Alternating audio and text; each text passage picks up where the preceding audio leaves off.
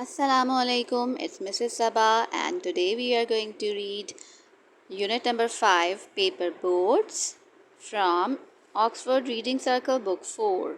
First tell me, what are paper boards? Paper boards are the boards which are made from paper. Let's imagine आपके घर के करीब में से कोई चश्मा बह रहा है, कोई झरना जिसे कहते हैं, और स्ट्रीम इंग्लिश में स्ट्रीम, और लेक नदी को कहते हैं, रिवर जो है वो दरिया को कहते हैं। तो ये सारी रनिंग वाटर बॉडीज़ होती हैं, ठीक है। तो ये रनिंग वाटर बॉडीज़ आपके घर के करीब में से गुज़र रही है और आप सुबह का वक्त है और मौसम भी अच्छा है, तो इसमें इस मौसम को आप कैसे इंजॉय करेंगे? तो मोस्ट ऑफ़ द चिल्ड्रन इसको इंजॉय करने के लिए पेपर बोट्स बनाते हैं, उसमें तैराते हैं। और ये पोएम जो है पेपर बोट्स, ये भी इसी सिचुएशन के ऊपर लिखी गई है, तो आप इसको पढ़ेंगे, इसको इमेजिन करके पढ़ें, आपको इंजॉय करेंगे। So let's start reading this poem. Day by day कहते हैं दिन ब दिन, एक एक करके। I float my paper boats, float कहते हैं बहाने को, तैराने को, ठीक है। माई पेपर बोट्स, मेरी कागज़ की बनी हुई कश्तियों को, वन बाय वन, एक एक करके, डाउन द रनिंग स्ट्रीम, बहते हुए चश्मे में, ठीक है। अब इसको दोबारा से पूरा सही से पढ़ते हैं। Day by day I float my paper boats, one by one, down the running stream. In big black letters, I write my name on them and the name of the village where I live. In big black letters, इसका मतलब है बड़े letters में, black colour के pen से या pencil से, ठीक है। पेंसिल से लिखते हैं तो ऑब्वियसली वो भी ब्लैक कलर होता है। आई राइट माई नेम, मैं लिखता हूँ अपना नाम, ऑन दैम, उन पेपर बोर्ड्स पर। दैम कौन? पेपर बोर्ड्स के ऊपर। And the name of the village, और अपने विलेज का नाम, वेयर आई लिव, जहाँ मैं रहता हूँ। अच्छा, यहाँ आई राइट का मतलब है मैं लिखता हूँ या मैंने लिखा है, ठीक है। दोनों ही सेंस बन सकते हैं, दोनों ही सेंस आप यूज़ कर सकते हैं। ये सिंपल प्रेजेंट टेंस है, ठीक है। I hope that someone in some strange land will find them and know who I am.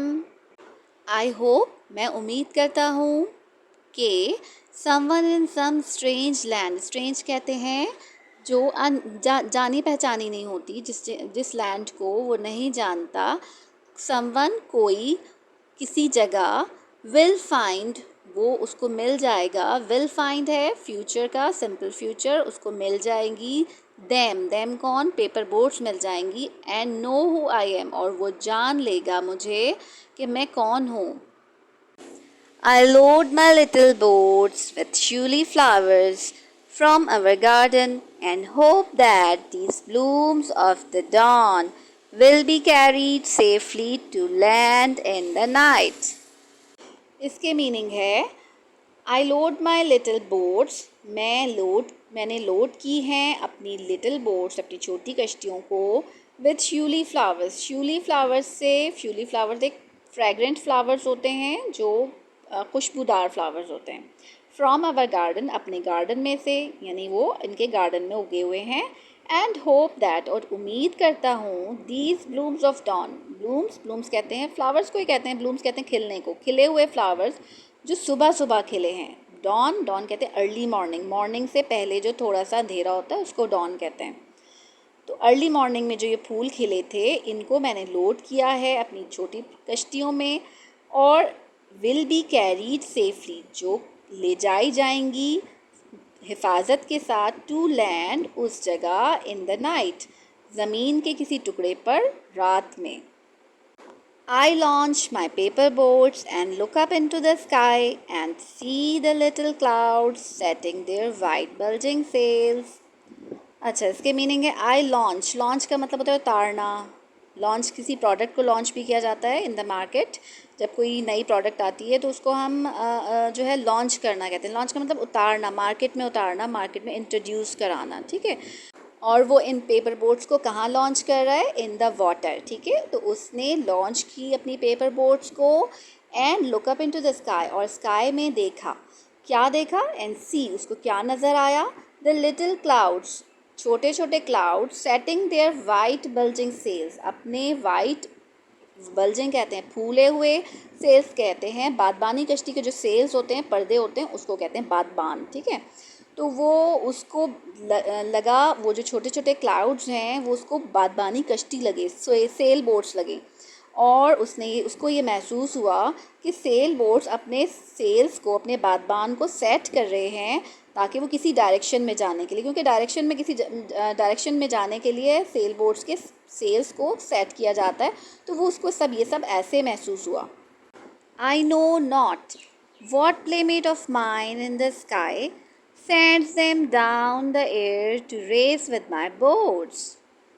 I know not, मैं नहीं जानता, what playmate of mine, कौन सा playmate है मेरा, in the sky, sky के अंदर, sends them, भेजा है, जो भेजता है या भेज रहा है, them down, वो उनको भेजा है जिसने, किसको, डैम किसको कह रहे हैं, वाइट सेल बोट्स को, जो क्लाउड्स उसको वाइट सेल बोट्स लग रहे हैं उनके बारे में कह रहा है कि किसने भेजे हैं इनको, वो कौन सा मेरा प्लेमेट है, मेरे जो स्काई में है मुझे नहीं मालूम, डाउन द एयर, एयर के साथ, to race with my boats, मेरी बोट्स के साथ रेस करने के लिए, उसकी बोट्स कौन सी हैं, जो वाटर में फ्लोट हो रही हैं, तो ये सब उसको इस तरह महसूस हो रहा है। Next page, when night comes I bury my face in my arms and dream that my paper boats float on and on under the midnight stars. When night comes, जब रात आती है, I bury का मतलब होता है दबाना, किसी चीज़ के नीचे दबाना। I bury my face, मैं अपना फेस छुपा लेता हूँ, दबा लेता हूँ अंदर, in my arms, अपने बाजुओं में, एंड ड्रीम, और ख्वाब देखता हूँ, दैट, क्या ख्वाब देखता हूँ, माई paper boats float on and on, मेरी पेपर बोट्स फ्लोट करती हैं, ऑन आगे ही आगे, ऑन एंड ऑन, और आगे ही आगे, under the midnight stars, midnight कहते हैं आधी रात को, और आधी रात में स्टार्स बहुत ज़्यादा चमकदार हो जाते हैं, क्योंकि जो छोटी मोटी जितनी भी लाइट्स होती हैं वो सब ज़मीन पे बंद हो जाती हैं, तो हमें और ज़्यादा स्काई डार्क नज़र आ रहा होता है और स्टार्स की रोशनी और ज़्यादा क्लियर नज़र आ रही होती है। तो वो अंडर द मिडनाइट स्टार्स, इन आधी रात के सितारों के नीचे वो आगे आगे चल रही हैं, फ्लोट कर रही हैं। The fairies of sleep are sailing in them and the lading is their baskets full of dreams. The fairies of sleep यानी नींद की परियाँ, ये कॉमन इमेजिनेशन वर्ड्स हैं जो कि बच्चों को सुलाने के लिए ये वर्ड्स बोले जाते हैं ना, तो ये वही नींद की परियाँ हैं।